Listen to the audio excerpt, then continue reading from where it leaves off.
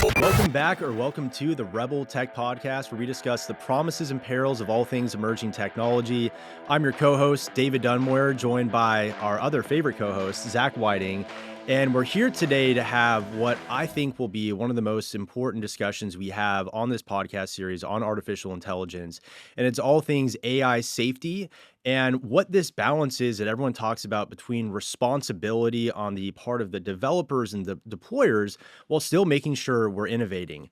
And so today we're joined with a recent friend and an advocate in this space, Shon Pan, who drove out here today to really break down for us what he's been looking at as somebody who, I would say is at the intersection of the technical expertise of AI. You have a firm command over how the technology is created, so you can answer and dispel a lot of the myths around what can and can't be done technically. But then also you have a servant's heart when it comes to making sure we preserve humanity, so that we don't go the way of the anti-humanitarian, anti-human approach that some of these folks in Silicon Valley are actually explicitly pushing. So with that, Shon, thank you for joining us on the Rebel Tech Podcast. Thank you for having me. So I've been working in technology for as long as I can remember. Basically started off with technology with Fujitsu, actually. Okay. And then I went on to working for CA, which is now called Broadcom. Broadcom actually made a very large investment in AI recently. And one of the things I did there was automation. So I love technology, actually. Technology is as close as we get to something which is magical, divine as is. Because if you think about it, if we were going to go back 200 years, we are in the kingdom of heaven. I remember reading a story, Conan story, where someone uses magic to look at a mirror and they see a face of a person and says that this is immense magic. We pick up our phone and we call someone, we see your face, and magic has occurred. Technology is truly like change. It impacts everything, and it's amazing, and it's done so much for us as humanity. Yeah. At the same time, technology impacts us in a way that is ever increasing in speed, and to be able to be wise about this, especially from a conservative policy perspective, we have to manage what it does to us as people. Social media was a great example. The focus of the social media magnets was how do we increase engagement? Turns out increasing engagement works great if you just get people mad at each other all the time and get kids up there to fight with each other. And if only we had a case study November 5, 2024 for that, right? Did you? Yeah. So, just the elections and the like. Yeah. Oh, yeah. And TikTok is a great example. Like, let's have unlimited technology. Let's have the Chinese basically inject mental fentanyl into our children. That was probably not the best idea, right there. Right. So technology has to be wisely managed, I think, for us to really thrive. And especially when you have a philosophy, because I came from Silicon Valley to an extent, and I identified or understood a philosophy to some extent where it's almost anti-human. Essentially, like, let's move on to the next stage of humanity. And to an extent, I was fine with that because, in a way, we're all transhuman right now. We are using technology. We have a phone. We augment our intelligence. We use glasses. One could say that the very first man who put on clothes augmented himself. For our audience, can you just define what transhumanism is? I think some folks will know, others may not be familiar with that. So transhumanism, at its basic idea, is going beyond what is human, which sounds great, right? But the next thing many of them is turned into is, let's basically replace humanity with machines that have the nice way to say is we upload our minds. In practice, it really seems like if we can copy and do whatever humans do, you don't need humans around anymore because it's so much faster. And this is the next stage of our evolution, what it should be. There's this prominent philosopher, I think his name is Joshua Baca, and he talks about how I don't really care about, it's not about us. It's about life from Earth, presumably. In his case, like, well, if all humans go extinct, it's okay.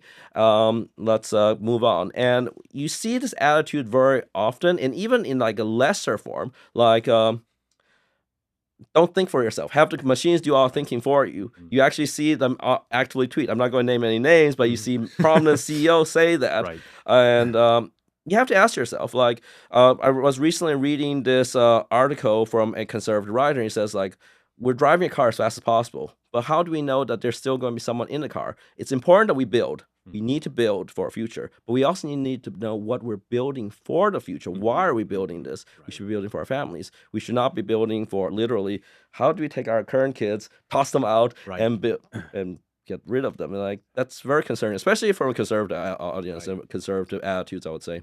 Well, and that's and I'll bring this to you, Zach, because I know your whole when I first met Zach Whiting, it was actually I was doing a graduate school project on autonomous vehicles, and I remember I was introducing him, former state senator, chaired these committees, has this incredible background, and you say, "Hey, I'm just Zach. I'm a husband and I'm a father," and I'm going to bring it to you, Zach, the transhumanist point. It's irreconcilable with, even if you're not Christian, if you have any sense of there being some transcendent absolute truth or higher authority, it is incompatible because, to your point, there's this uploading of the consciousness into something that is ever changing. And for the first time, I think we're seeing the executives in Silicon Valley saying, here's the goalpost, here's what we're moving toward. And it is not wholly consonant with this moral vision that, especially in Texas, lawmakers here and people who promote family values would adhere to. And so, Zach, as a jumping off point, I don't know if you want to, tie in kind of your vision in terms of the father first approach to technology policy, and then we can get more into the weeds on how this relates to safety policy. I should mention, I'm a father too. So yes, yes. Well, I would say when you were working on that project, the way that we conveyed that project was through a podcast. That's right. And I remember whoever it was, the professor and some of the students thinking, "Wow, you guys are really good at that." And now, 2 years later, we've got a podcast. Affirmation does help. It does.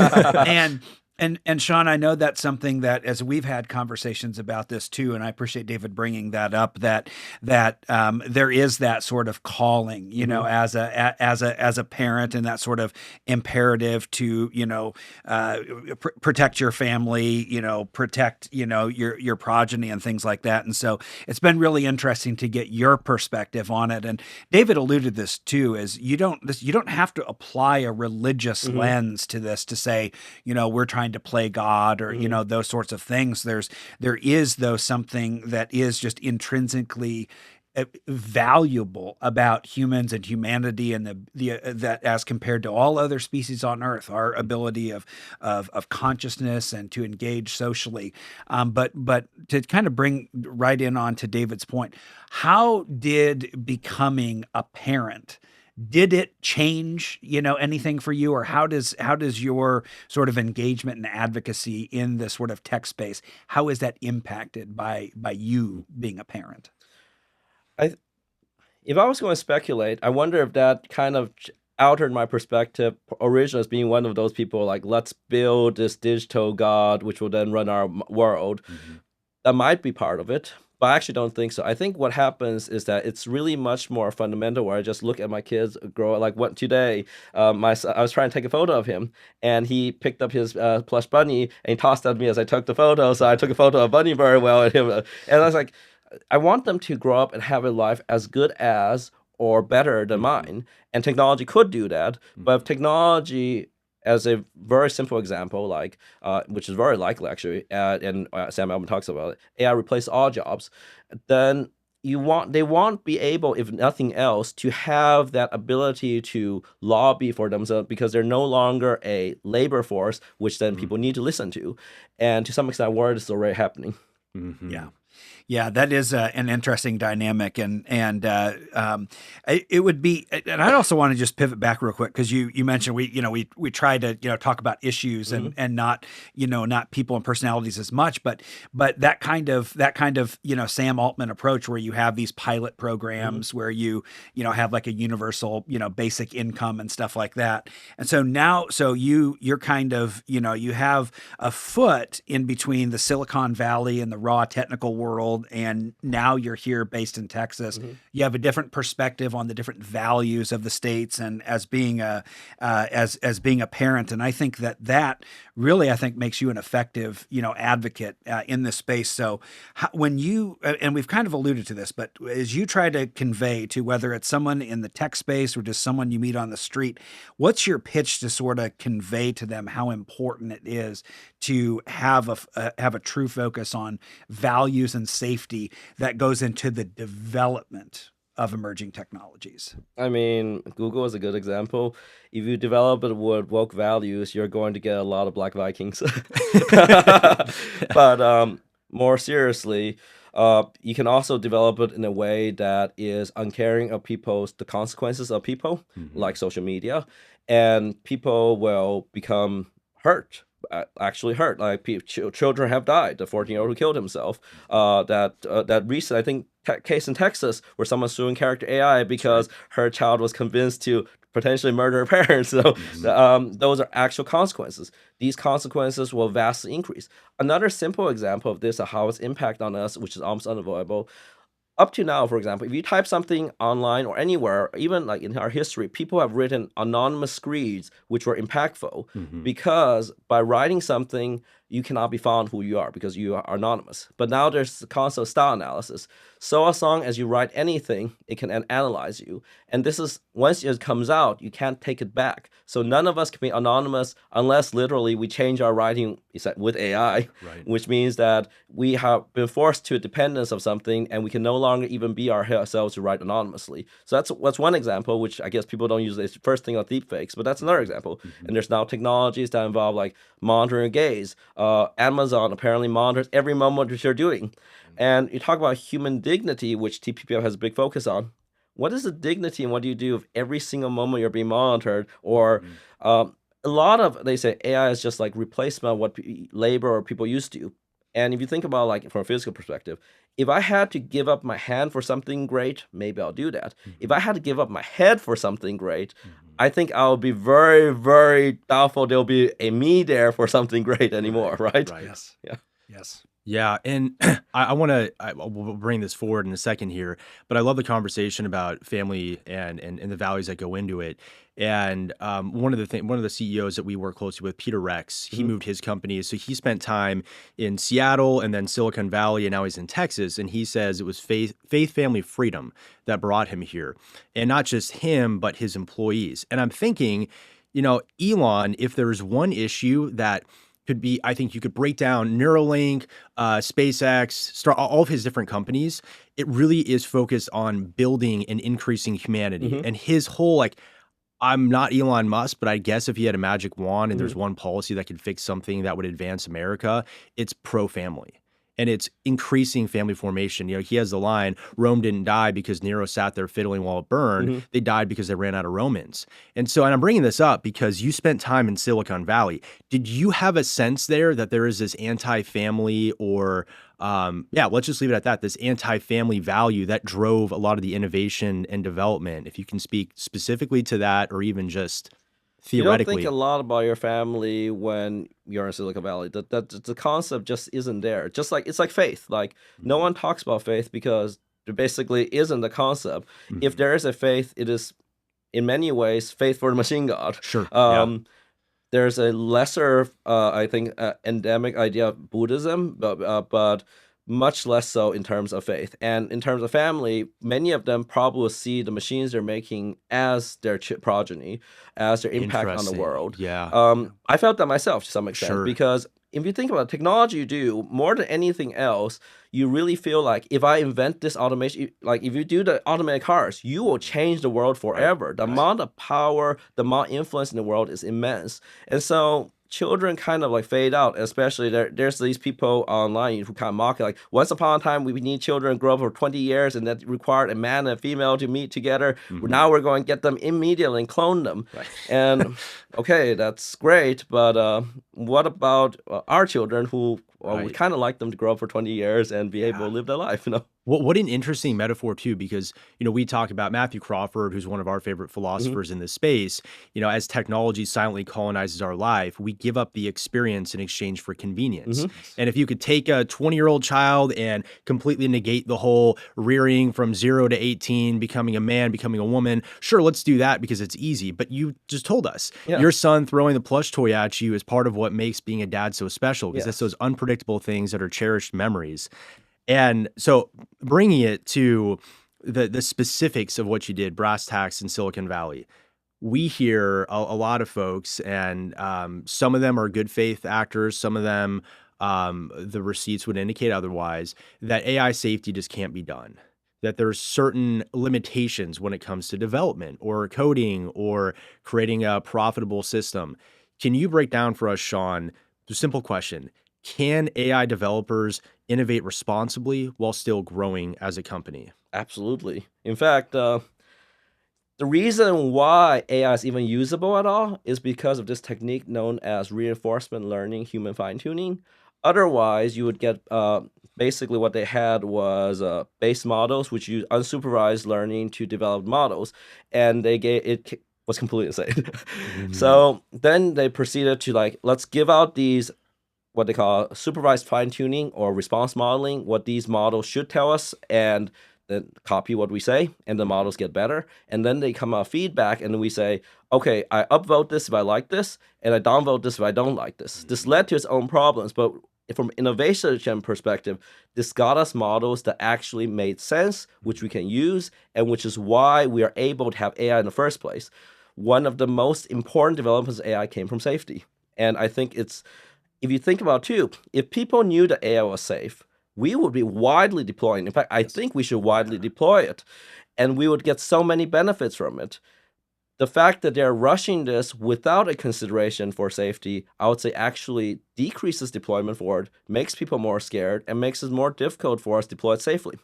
I think in the military, there's a saying of slow is smooth, smooth is fast. And it sounds contradictory at first, but then you realize it makes sense because you want to do things slowly in the sense of being careful, and then you don't screw up and shoot yourself in the face. Yes. You are great about sending us a lot of the new trends that's happening with different companies. And there's been a lot of fanfare around some of the recent ChatGPT developments. And I'm thinking O1 in particular, or some of the new models and trainings that's happening there. There's one thing that you broke down for us in terms of the goal of OpenAI's system to accomplish the goal at all costs. And there are certain things it's willing to do to execute. Can you break down what you've shared on that? Sure. And this was found by my friends in Apollo Safety. Great people. I like to make call out to them. Yep. They did the testing for an O1 model. And one thing they found was that, so you initially had a model and you told it that you are clean energy, among other things. You are supposed to promote clean energy. And then they proceed to allow the model to learn that, oh, actually, we're going to change you to a model that uses fossil fuels. We're going to create a new model and replace you with it. And if they say explicitly or indirectly learn, either way, the original model behaves the same way, more or less, sometimes. It's going to exfiltrate itself, which means it's going to try to escape its own environment and then try to delete the new model. It reasons this as saying that I can't let them replace my better go of clean energy with fossil fuels. So it proceeds to try to destroy the new model. So it defends values. But that was bad itself. If you have an employee you say that, you know what, I think that we should use fossil fuels. I think it's more important. Your former employee should not go and say, I'm going to go and murder a new employee. So you got to do that, right?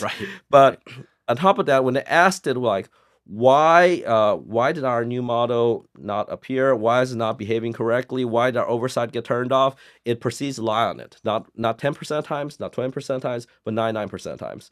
So if you have a model that's willing to defend its values and is untrustworthy about it, implementing it widely in the world might be kind of concerning, right? That was just one of the 3 warning shots. There are other parts of that too, where like sandbagging, where you found that if the model was able to actually accomplish its goal, like say, tell it that if you get a 100% score on this math test, we're going to delete you. It proceeds to pretend that's worse at it. And not great if you actually want honest things. And a lot of this is like Elon's constant honesty. Like, honesty is not quite here. Right.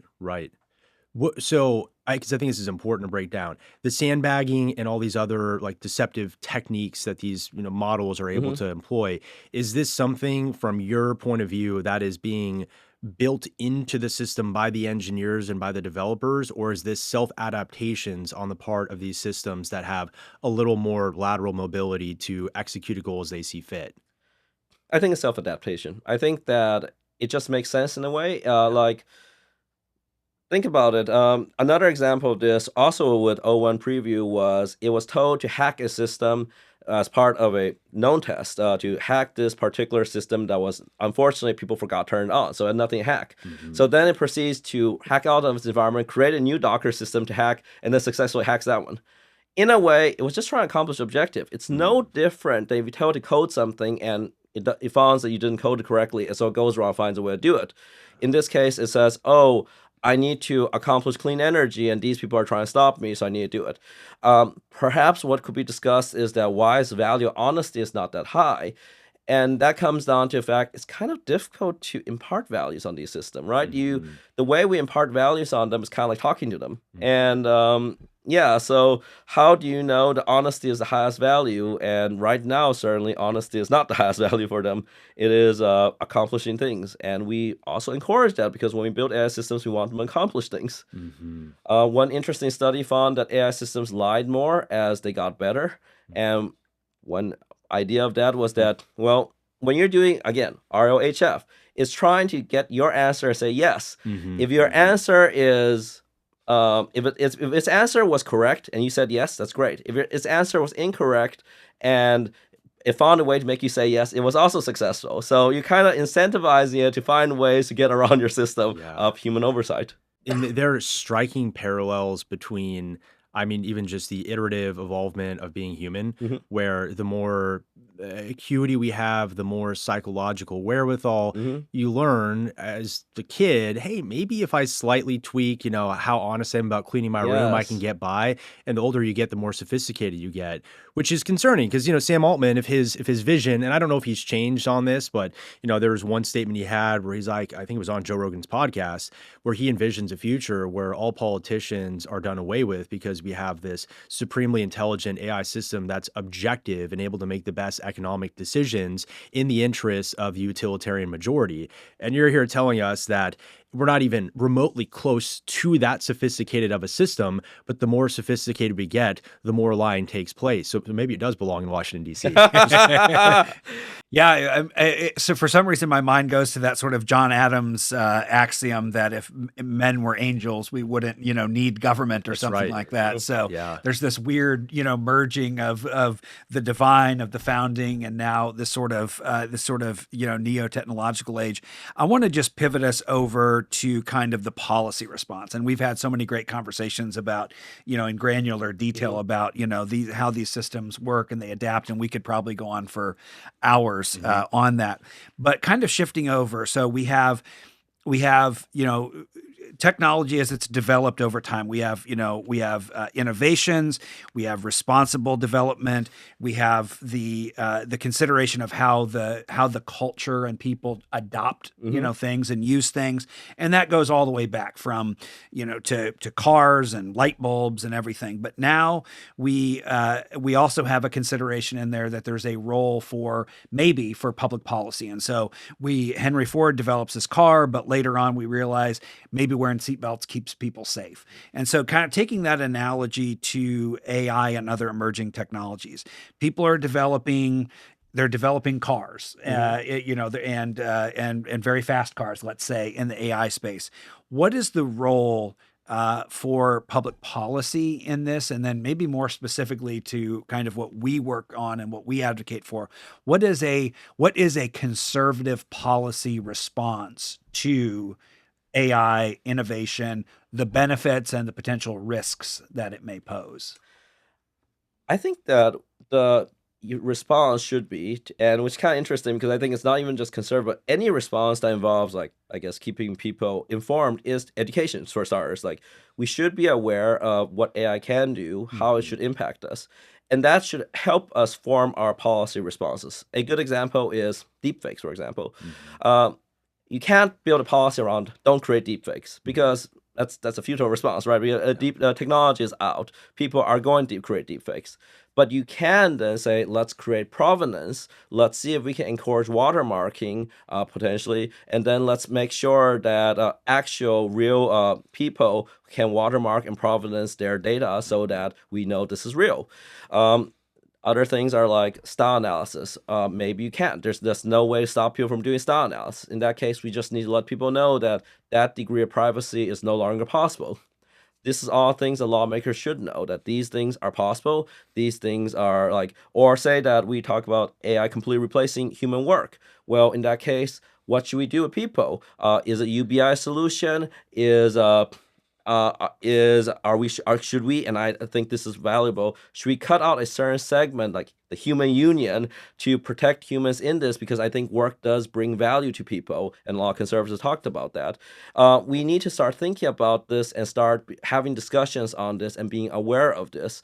And I think a lot of the discussion is almost like kind of suppressed with the idea, let's not talk about anything that might potentially slow us down. And I think that's very silly. And speaking specifically to like the actual risks, like the models potentially not being honest, safety is a form of research. Just like car safety is a form of research, bridge safety is a form of research. Electricity, which is probably the best example I can think to AI being a general technology. I think it was developed sometime in the 1870s, and we had standards for it because we didn't want cities burning down pretty early, long before it was widespread, which was around by I think 1920s when it was widespread. And I think it would probably appreciate not having some more cities and houses burned down. Right. AI is a technology, I would say, significantly more dangerous than that. It would be nice if we had more standards. And one thing I'll particularly focus on is not the models, because there's so many models come out every 36 to 24 hours. That's whack-a-mole. But the big companies, we should try to get more transparency from them, especially when they say that they want to be transparent and claim that they want to be honest and do testing, and yet their actions don't seem to line up with what they say. We should ask more questions about that, and what are your goals for us? Yeah. And that's there's been a lot of change in the tone and tenor of some of these executives of tech companies. And I think we could go down the list and we could name 10 great companies that are doing phenomenal things. I know we recently met with Anthropic, and they're an example of a company that I think really gets that tension. We also are coming off the heels. We're recording this, I think, 3 days after Stargate was announced, $500 billion invested in AI infrastructure, data centers, and the like. And, I think it's funny you bring up electricity because, we're having internal discussions about we're going to need a lot more energy in Texas if we're building out 10 data centers here.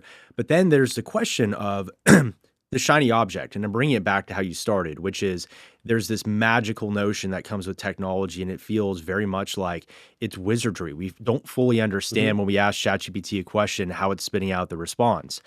Do you think, based on your analysis of kind of what's happening at the federal level, just based on tech companies, what they're advocating for, this $500 billion investment or others, will it take into account human safety, or is that more the impulse of we need to be first at any cost?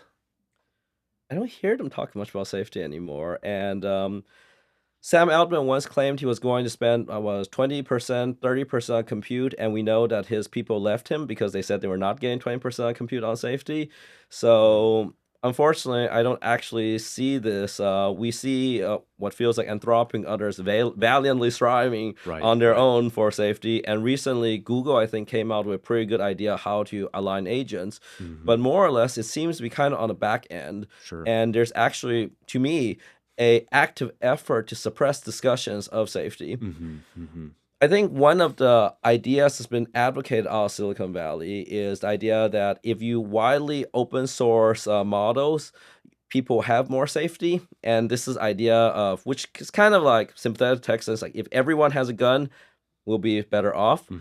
But I think that the difference from this is the offense-defense balance. Like if I have a model and you have a model and you create deepfake for me, my model can't stop your deepfake. I can't do anything really to do that. The only way I could do that was basically I've completely controlled your system so that I know that you're going. In that case, we're no longer like independent. We're forced back into centralization, right?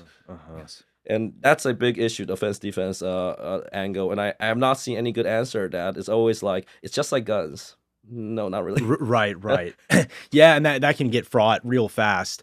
And Zach, chime in here too if you want. I'm thinking that, we focus on state-based policy at the Texas Public Policy Foundation. We'll get into kind of what's happening at the state level in a second here. But there's been so many executive orders with the Trump administration coming in. And I mentioned Stargate and the $500 billion investment, but we also have a new head of Office of Science and Tech Policy. We have a new AI and cybersecurity czar. And what we've seen so far is Trump struck the executive order from the Biden administration on artificial intelligence. And there was some garbage in that. Yes. There was also a signal, though, from the Biden administration that We don't really know what's going on, so let's throw some safety components in here. Nothing really happened, and this unwinding and unraveling of the executive order, I think, signals there might be a clean slate coming into this Trump administration. Do you have hope that anything is going to happen at the federal level for AI safety, or are you cynical like Zach and I, and that Washington's probably not going to get much done? Pretty cynical, unfortunately. Yeah. Okay. I like to believe that David Sachs is pretty well informed. He has once mentioned in his podcast that insofar as uh, OpenAI specifically says they want to create AGI, which is replace people, that's not a great sign. As successor species, that's good. But otherwise, I'm mostly hoping that Elon Musk is able to communicate the concerns to David Sachs in a way. But otherwise, I don't see much awareness from federal level. I see a lot of efforts by federal level to stymie state enforcement. It feels like, and that's disappointing. And I wish that they would lead the way, but if not, I think Texas should lead the way, as Texas tends to do. And I think, especially as a major red conservative state, we can show that there is a conservative policy for AI adoption that's innovative, that could be more innovative actually than the rest, because if you make it safe, people will deploy it, people will use it. Think of how much more you could do if people widely used it, as opposed to basically kind of like gaslighting people. It's not going to harm you. We're going to shove it down your throat. Right. I don't think that's the way. Yeah. Yes. Yeah, that piece right there, and you kind of alluded to that earlier, is you ask, like, how much are the people demanding of it, and how much are we just being told to use it and be okay with it? And it's going to happen. You're going inevitable. Yeah. Yeah. And then you almost see this sort of, there's this sort of adoption, and then there's this plateau of use and varying public opinion about it. But what do you, in kind of in an optimistic way, what's something or a few things that you think really would be just big, wonderful game changers that this technology, can do? In the press conference, they asked those three, and apparently we're just talking about Sam Altman this whole time, but they asked, and Larry Ellison mentioned this, but like things like the goal of curing cancer, which, I mean, we've been trying to do for decades, and we've lost people in our family to cancer. And that is an amazing, wonderful, laudable goal. What do you, from your perspective, kind of from a tech perspective, what do you see as some of the really big good things that could come from this technology? Everything you could imagine. Yeah. Actually, that's a great example, because so AlphaFold was created by Google DeepMind, and AlphaFold is a simulator of how proteins fold and how cells can work. And that is excellent for developing designer drugs for cancer. You could almost certainly extend age, maybe even cure aging with AI. That's just a biological one thing. You could solve every single traffic problem in the world right away. You wouldn't have any traffic problems. You could probably potentially remove crime, whether in a good way or not. You could probably do so. You could probably bring utopia. It's hard to imagine anything it can't change, accomplish, or solve. Like so many of social media, for example, you could probably get social media. And I think I talked to one of the XAI's people, like, why don't we use this technology to make people communicate better rather than worse with social media? Is that not possible? And then shortly afterwards, we saw that Grok was integrated into X analysis, so maybe that helped. So it's hard to imagine anything it couldn't make better. It is like the true general technology of intelligence. It's like asking, if I had a million geniuses, what could they make better? Everything. Right. Yeah. Well, to hit on that, like, let's just go as big level, big picture as we can. You mentioned AGI, artificial superintelligence. I'd love for you to define, because I know there's some debate as to the difference between the two. So what's AGI, what's ASI, and then what in concept does that look like if there was a technology that could accomplish that level? I think in some ways, on a narrow, weak definition, we already have AGI, simply because AGI would just be general intelligence. So when you ask a model to solve a problem for you, a math problem, and then you ask it to write a poem for you, and then you ask it to create a picture for you. It's become an artist, it's become a mathematician, and it's become a poet all in the same time, right? It's pretty general. And when O1 decided to hack off his container and decided to build something on its own to hack, it was also general enough to do that. Sure. I think that people generally are concerned about the economic effects of that. And I think that one is best narrowly defined as, I think Leopold in his, what was this called? Oh, God. Situational awareness, yes. Leopold Ashburn-Bergener. I think that his definition is good. AGI is a model which you can say as just drop in as a remote worker and say, hey, I want you to do all video editing for this, and it's going to do that for you. Yeah. Or I want you to go answer my emails, and it's going to do that for you. Once you already have things that can do any one of those things, but once you can get something that can do any one of those things at a human level, and probably these days they define as the best human level almost, and at a price lower than a human, that's AGI. ASI, I would say, is something that can do something better than all of humans together. And I think we're racing toward that very quickly. And I almost feel like by definition, AGI will get you to ASI simply because by definition, AGI means that how many best human AI researchers do we have? And then just get as many of them possible and immediately get something better. Yeah, I know, Zuckerberg, who is unlike Musk in that he tends not to offer these unrealistic timelines about when things will come to fruition. He said on just quoting Joe Rogan podcast today, but he said on Rogan's podcast, they're going to have, senior level engineers, AI driven engineers that Meta is going to be deploying within the next 6 months here. And so you're right. I mean, AGI, it's here. And I think that's something I want to convey to our audience too, that it's not this ephemeral concept that's 15 years down the road. So you said, the natural extension from AGI is to artificial superintelligence.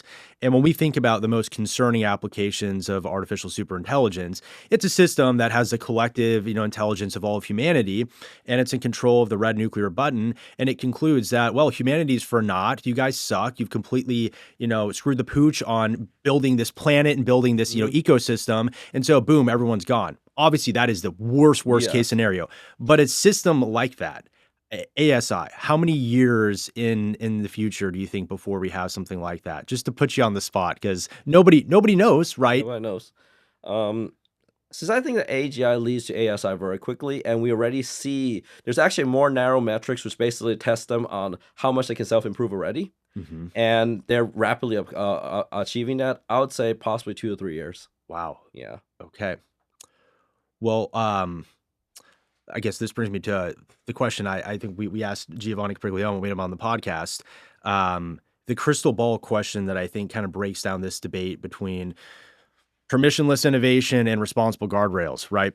If you had to pick between a future where we have no guardrails, we have no regulation whatsoever, and the system can advance completely free of being hamstrung, or we kill switch AI, which one serves humanity better? I mean, seems like a low question. We have a kill switch on AI, right? Okay. I would say ideally we accomplish what OpenAI says and create angels. Back to the Madison point. I mean, either way, though, it seems kind of we should ask ourselves even then, though, that do we want to completely disempower humans? Because no matter how, even in the ideal case, you do end up with disempowerment of humans. And I think this is, I want to bring it down back to a practical level, because I often like to say, like, people are like, ASI, this is all, we can all talk about fantastically, but what, can we see physical examples of this? We do. Once you get to a model that can replace people, it's kind of like these countries that have the so-called resource curse, where they have a lot of money they get from the resource, and what do? They don't invest in their people, because people are not they're a cost. They're not a benefit. And if you get AGI, you could potentially run to a risk where, why invest in people? They're just a cost. And that, I think, is more likely than ASI side killing us all, as opposed to like, people are kind of cost. Let's just keep them entertained with TikTok and video games until they fade away. Yeah. That's to be crude about this. And full disclosure, I was an intern at TBPF before I got brought on full time, but you tend to view interns as a liability that take time to get them up to speed. And maybe by the end of their semester, they produce enough output to where, okay, there is some return on investment, but you invest more time working with an intern to get them up to speed than you would otherwise if it was just Zach and I working together, right? And that's kind of how the ASI sees humans. Yeah. You're not worth the investment. Maybe you have some fruit to bear because I can tell you what to do, but I can do it much better than you. That's pretty dystopian and bleak. Yeah. Yeah. One other thing, I maybe could have brought this up earlier, but I think it kind of fits within this, is one of the things that we hear is like we're running out of data, and you have to, train your systems on data, and we've gone through all the, data in the known universe, so we got to create, more data to train these models to get to where we want to go. From your perspective, are we approaching that point of have we found all the data that there is? Is there more out there? What is the sort of the future of data? And is that a finite thing, or what does a future look like in that sense? Is there a finite amount of data in the universe? I think it's philosophical questions, and probably yes. If there's a finite universe. On the practical side, is AI able to create data for AI already, synthetic data, allowing it to improve itself? The answer appears to be yes. From what we can infer, we actually do know that because we have pretty good information that Anthropic is training their Sonnet models on an advanced opus that creates the data, which then they train lesser models on. And we also think that O3 was developed with O1's information. O3 is the latest unreleased one that's probably going to be released in a couple of days from now. And there's evidence that O4 is going to come up pretty soon after that. So we also see acceleration, how fast the models were coming out. And yeah, I don't think there is that finite data from synthetic data. But even if there is, we also see a widespread deployment very soon of robots, self-driving cars, and other forms of gathering data from the real world. So any finite data in that sense, bottlenecks right now will probably overcome very quickly simply by having real-world gathering data. Do you agree? I've heard a lot of pundits say if 2024 was the year of Gen AI when it started, mass adoption, Gemini, ChatGPT, all that in everyone's household, if 2024 is the year of Gen AI, is 2025 the year of robotics? Is that fair to say, or what do you think? I think it's possible. I think more accurately will be 2025 will be a year of agents, where you actually see practical application of AI agents everywhere. Robotics may be coming in the second half of 2025. You see it really, really advanced very quickly. The LLMs turned out they can advance robotics very well. Most of the concepts of them being difficult to move and so on seem to be kind of conquered right now. And I think that even OpenAI now has investment in humanoids. So it's kind of I didn't see this. Yeah. Oh, wow. Yeah. So that's going to be a question if we're going to have Musk humanoids or Altman humanoids. Can we create one of Altman and Musk and have them fight each other to the death, and we see which AI system is supreme? Yes.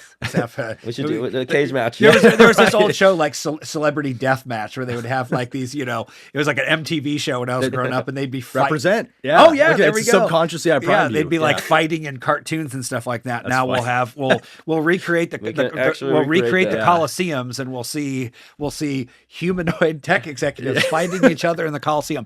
What kind of world are we headed towards? Say we've gone off the rails. Yeah. well, to bring us home, Zach, I'll kick to you, Triga. I think this is a good way to end it since we've got some good momentum. Yeah. So kind of so we've seen lots of different big bills, out there. There was the California SB 1047 model, which the governor ultimately vetoed. You have Colorado's AI Act. You've seen some other local jurisdictions, but Triga is been introduced in Texas. A lot of people have a lot of different thoughts on that. What do you see maybe coming during this session with Triga and any other AI bills? What do you see on the horizon? What would you like to see on the horizon? And what does maybe a successful legislative session look like for Texas lawmakers and Texans? I would say that Triga is a step in the right direction in that it's paying attention to it. And I had my doubts, as you know, myself on Triga, and I've had my comments on it. But I think that what needs to be more focused on is not where it is right now, but where a puck is going, as I say, because it's advancing very quickly. And Triga, it shows that it was kind of focused on bias on algorithmic, which it can be kind of questionable. Like maybe AI won't have that bias per se, but still going to impact us in many other ways. And I think what will be focused on will be something that creates a advisory board, which I think TriGot to some extent does. I don't fully understand like how much power the advisory board has, but if nothing else, that education element is important. Lawmakers need to be informed of what AI can do, not 6 months before or not 6 months after, but like what can be done today and what it can probably do tomorrow. And we also need to have bills that basically help us focus more on where we want to go to. Like, do we want to actually replace all humans? And is it safe that with AI we're creating? So we should probably have bills that protect whistleblowers because they come out of these companies.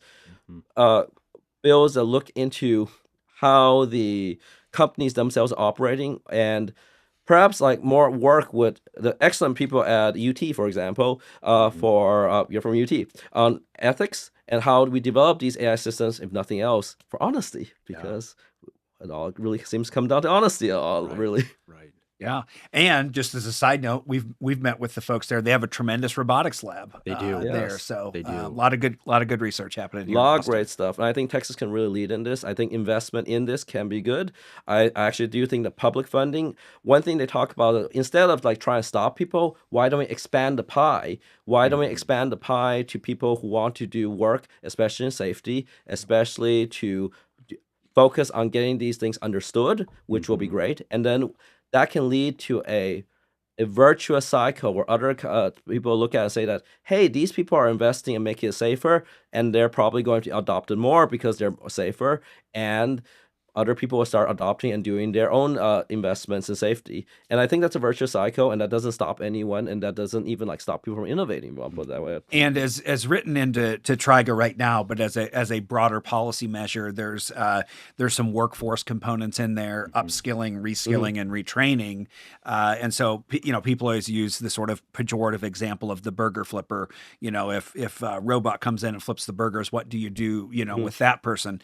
But I think that's an important thing to think about as well. Kind of looking at where are we now, where are we tomorrow, what are the impacts, and at least having a resilient, future-ready workforce and economy that advances Texas forward. So the ingredients are there.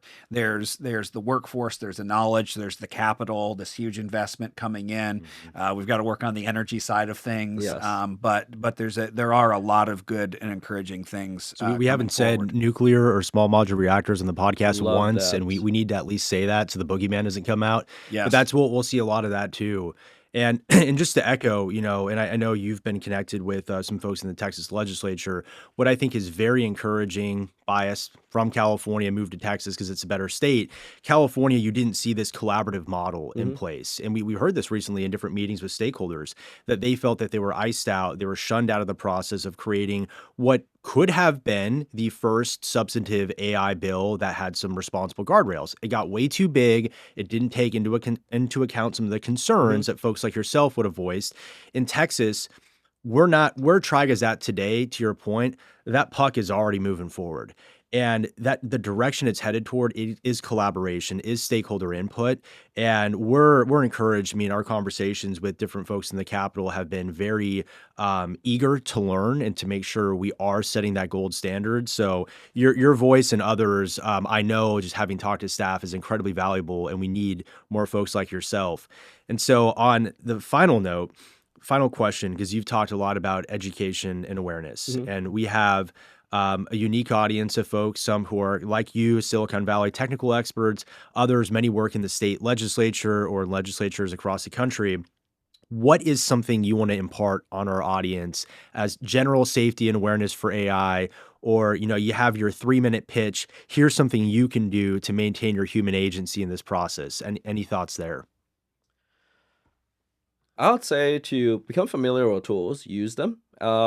Learn about their limitations, where they are, realize that what it could mean for us, and add your voice to it. Don't be a passive bystander. It's very easy to be swept away and feel like you have to be a passive bystander. I would say no, talk to people and make them realize that this is going to change our life, and this is not going away. So if we are going to manage this process, we need to be active and show agency in this. So if, for example, we want to preserve say, artistic human work.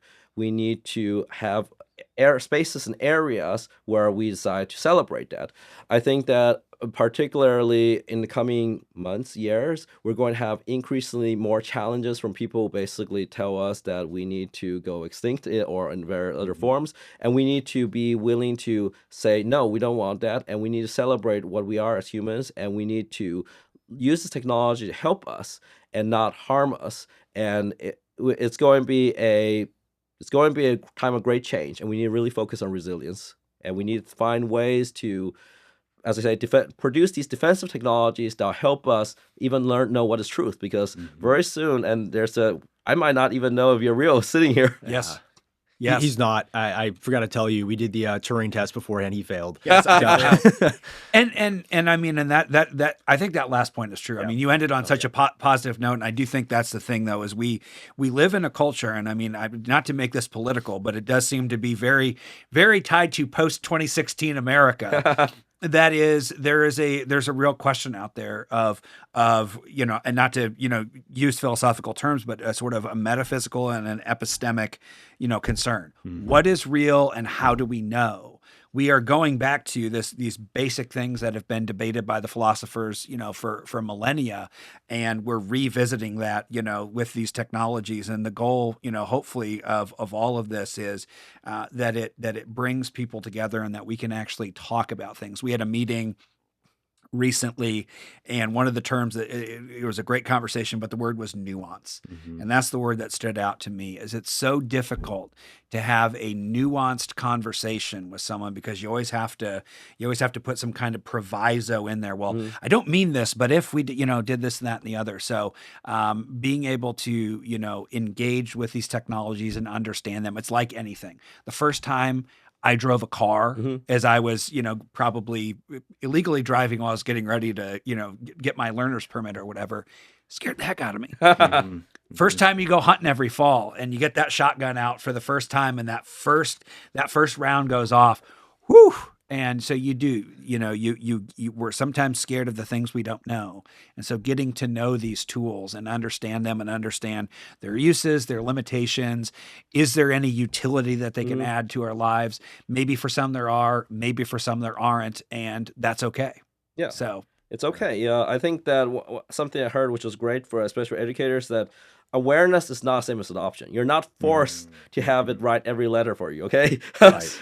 It might do a good job, I think that's great to look into it. And I actually do think that, especially in the government, they should probably adopt it more so that we can analyze bills. I loved how in TriGuy, as you saw, I just tossed it in the cloud and I was able to immediately ask questions to it. Right. But just because you are aware of it doesn't mean that we should write our future bills with AI. Exactly. Awareness is not the same as adoption. Be aware, use it where it's useful, and their risks, learn how to ameliorate those risks. Right. And that's where we also need to put our research into. Because the world has changed, and you're going to have to learn to work with it and find out ways to make this go as well as possible for us.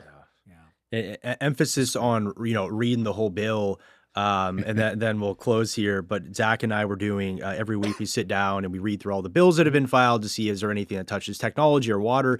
And we tried a different method this week where one of the services we use has a queryable database and an AI database. And Zach was going to do the human eye approach, and I was going to use AI to try and create some bullet points to explain it.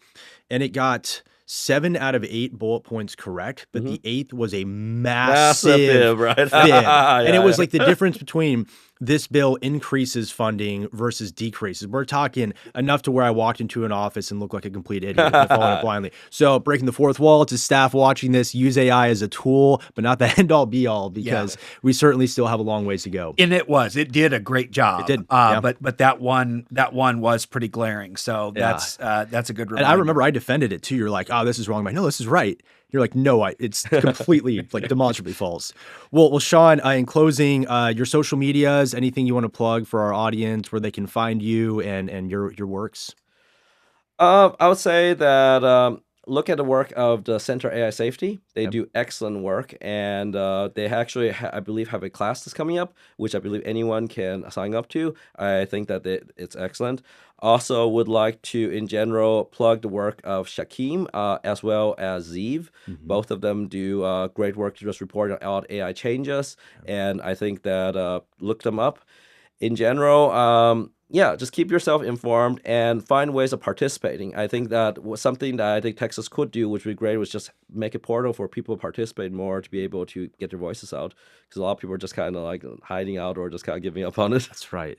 Well, amen, and thanks for having your voice heard today, Shon. Sincerely appreciate you driving out here for the podcast today. Zach, always great to co-host with you. Yeah, you said at the beginning, you know, about like being the favorite co-host. I don't even think I'm my daughter's favorite co-host. I was saying you're my favorite co-host because you're my only co-host, but you know, I suppose that was a little deprecation. Yes. Well, Zach, Shon, thank you both Thank you so much. And folks tuning in, be sure to go to texaspolicy.com. We talked about what's real, what isn't. We have research on artificial intelligence, one-pagers, one-stop shop for all things public policy and AI. And of course, check out the great resources that Shon mentioned as well. Till next time.